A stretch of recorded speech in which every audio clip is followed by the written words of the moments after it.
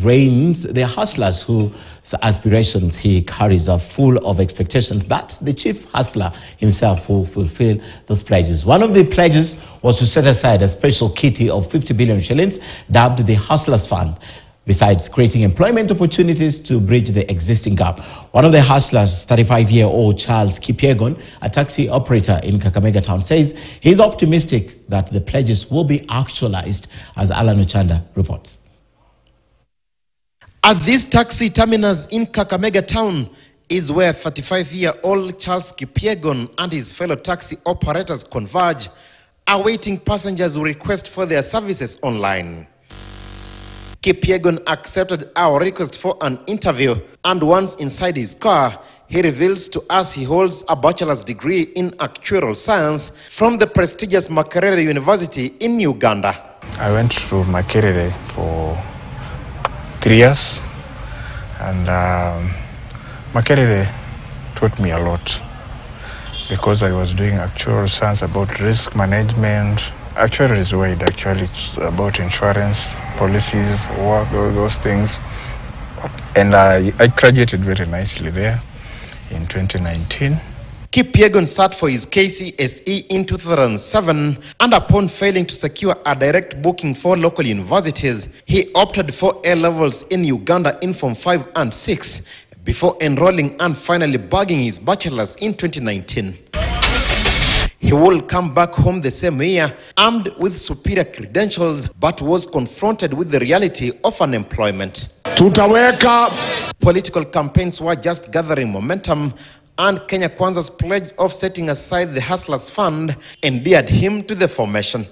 Lady Luck struck and Kenya Kwanza formed government. Serikali ya Kenya itatengeneza hazina maalum inayoitwa Hustler Fund.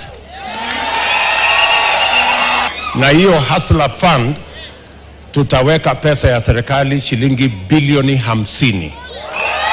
Actually, we are requesting for him to release actually and also to implement the plans that he promised us, especially during the electioneering period, that is going to help us. And through it actually, because currently taxi driver is not so much payable like used to be because of the flood of the market. Although Kenya Kwanza's target was mainly mamambogas, boda and taxi operators, structures and frameworks are yet to be devised and put in place to actualize the dream and reach the targeted individuals. Unemployed Kenyan statistics too are worrying, and despite many having the requisite training like Kipyegon, jobs are scarce. 6 million Kenyans have no employment. 14 million Kenyans are in CRB. We have a demoralized public service. It is your prayers that will help our president to put up a team and start work from day one. I think the first thing is the government should do is also to open the internship, because that is the first thing that also will help people to learn a lot through internship to each and every like companies to provide for us even that partial to payment for those people, especially those whom have graduated immediately. What inspires Kipyegon and his colleagues, however, is the speed with which the president has swung into action, actualizing some of his pledges like swearing in the 6 judges.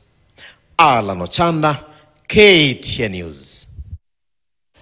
Now, the move by